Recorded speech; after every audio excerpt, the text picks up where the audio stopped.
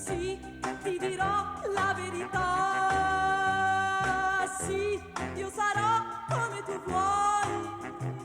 Il tuo amore. All right, guys, welcome back to Roma Club Philadelphia. We're going to talk a little bit going into Ciao, ragazzi. Roma Juve. So, we all hate Juve. Hate him with a passion. Hate is a strong word, and Gigio's going light on it. I am. And you know what? I don't use hate. I never say I hate this person, I hate this person, I hate that. I hate Juve. And there is a history behind this hatred. It is a history of cheating, a history of stealing, a history of corruption, just all around bad people running, destroying a great sport. You go back to Calciopoli, you go back to how they stole a game against Rudy Garcia in 2014. But the hatred... You forget the doping of the mid-90s. Doping of the mid-90s. Zdenek Zeman, our coach at the time, had noticed Del Piero's thighs had doubled in size over the course of a few months, and their team doctor was eventually investigated by the Italian authorities, not the sport authorities, and the only reason he got off was the statute of limitations has expired. But the genesis of this hatred, we tracked it back. Pete has tracked us back. Going back about... to 1981. Gol de Torrone. Ergo de Turone. So Pete's going to talk about this a little bit. He's going to do a little play-by-play for you. Okay, let's go back to the early 1980s. The two teams in Italy were Roma and Juventus. This was a Roma of Bruno Conti, Agostino Di Bartolomei, Pruzzo, Falcao, all our legends. And Juventus had their players from Furino to Platini and all the others. 1981, Roma and Juve are neck and neck. They're playing, is it game in Rome? I can't remember. But at any rate, if Roma wins, we go top of the table. If we tie or lose... There was 3 games left in that season. And yeah, this is the very end. Roma was down below Juve by 1 point. So we win, we go ahead. Right. 10 minutes to the end of the game, Furino, one of the Juventus players, gets red carded, which is an event in and of itself. Free kick to Roma.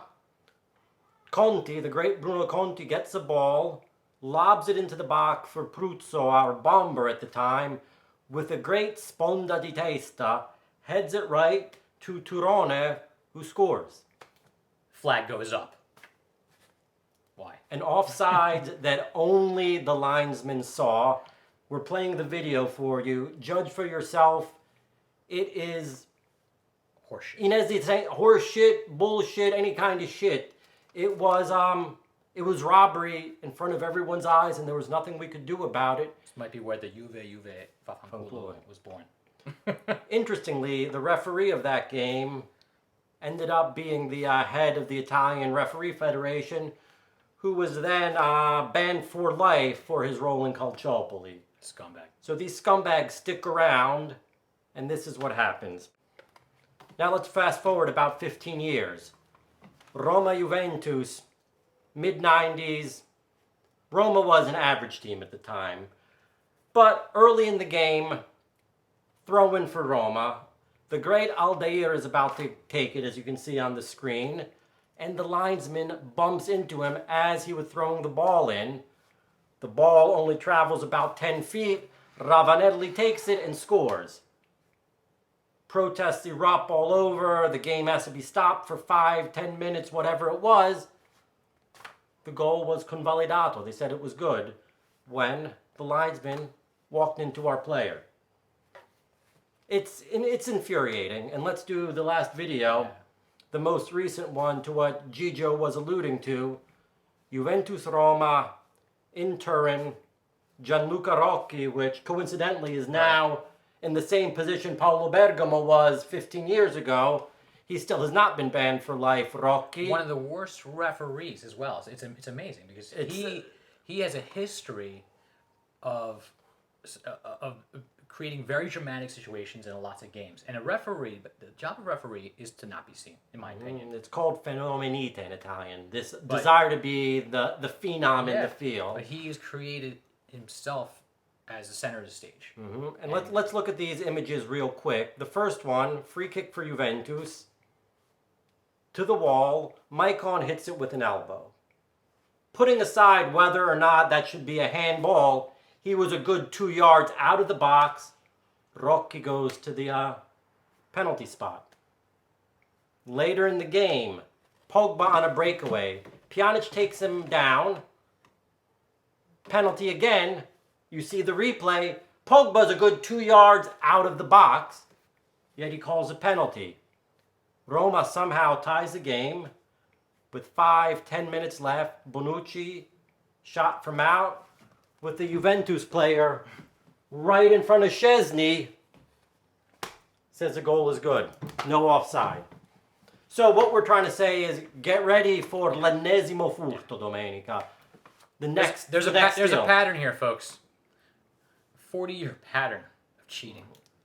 To me, Roma Juve is good versus evil, Oh, yeah. right versus wrong, those who want to win fairly and those who want to win at any cost. Yeah.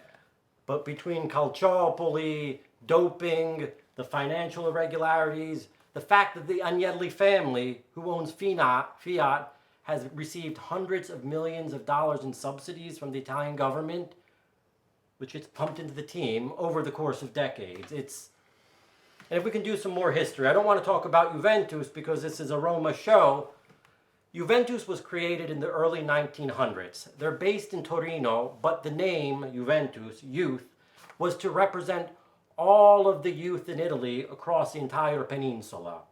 And in fact, in Torino, they could give a damn about Juventus, and most of the fans are down south. Yeah. So it was a team meant to represent all of Italy, especially the young, and that is why they have so many fans, and that's why they have... Basically the Dallas Cowboys of Italy. Except there's Poser no fans. interest, like the NFL, in true. competition. Yeah. Again, they just won Well- 9 Scudetti in the row. It's not possible So, if yeah. it's... Some of the money that they were able to make over this year, over all the years, has gone into Alliance Stadium, where we'll be this Sunday. So we have Roma, Juventus, or Juve Roma, at Alliance Stadium. Away game for Roma. It's gonna be a tough match. I believe that we have a couple things working for us, a couple things working against us. Dybala, right? Dybala's back, but will be on the bench, Dybala's according to the latest reports. Right. And working against us, Tammy. It's kind of the same thing. We just don't know. He might be on the bench, right? He might not. We don't know. At first they said he had ruptured ligaments. Then I heard muscle injury. Then it became clear it's his ankle. Fortunately, no ligament damage, no break. Forte contusione. A big knock, we don't know. He said he thinks he'll be able to play, but it's going to be up to Mourinho and the staff. If not, our man Eldor Shomurodov is ready to go. I like Eldor. Well, so Roma's in 4th place. Juve's in 7th place.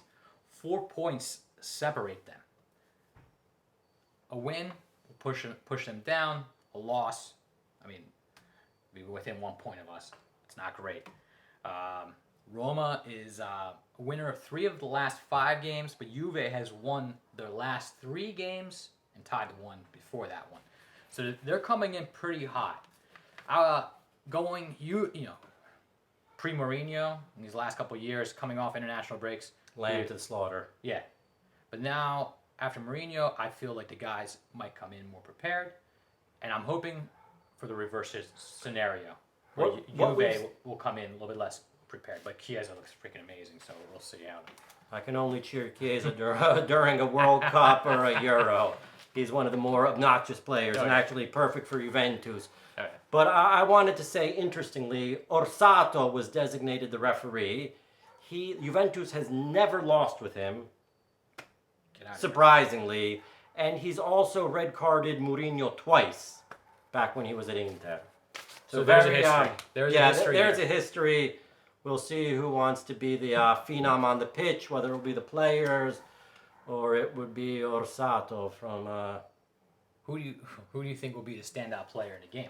What are you feeling? Orsato. Orsato. No, I really do. Call me a crybaby, piangione.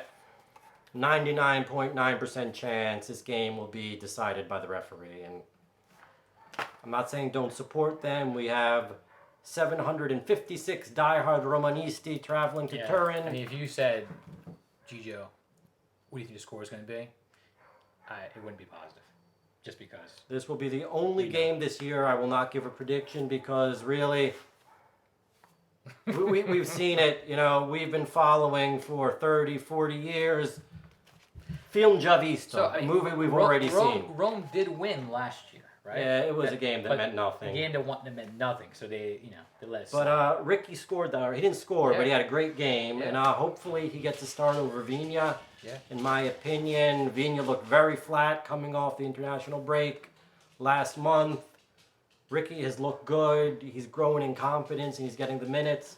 I'd like to see him up front. If Tammy's fit, I'd like to see Tammy. If not, full confidence in Shomurodov. I think this is a game that's a spotlight game that will be a big game for Zaniolo. I think he had a great game against Lazio, which not a lot of people outside of Rome really, I think appreciated. But I believe that this will be a game. Similar situation. Again, Nico's back. We have Pellegrini, we have Zaniolo, which we didn't have for Lazio game. So this is a game where I believe that the offense is going to click, even without Tammy. Rome is going to score. I think Rome's going to score 2 goals. Speriamo bene. Yeah. No, I think. I mean, who knows? But it could be 3-2. See what Orsato has to say. Could be some phantom PKs coming Juve's way. So We'll see, guys. But wherever you are, in Turin, in Rome, at the Grand Cafe, at home, Canada, Mexico, wherever you're watching this game, our collective hearts will be beating red and yellow. All right, Forza Roma. So so join us at Grand Cafe. If you're in Philly, though, what time's the game? 2:45. 2:45. Juve, Vaffanculo. Juve, vaffanculo. Juve, vaffanculo.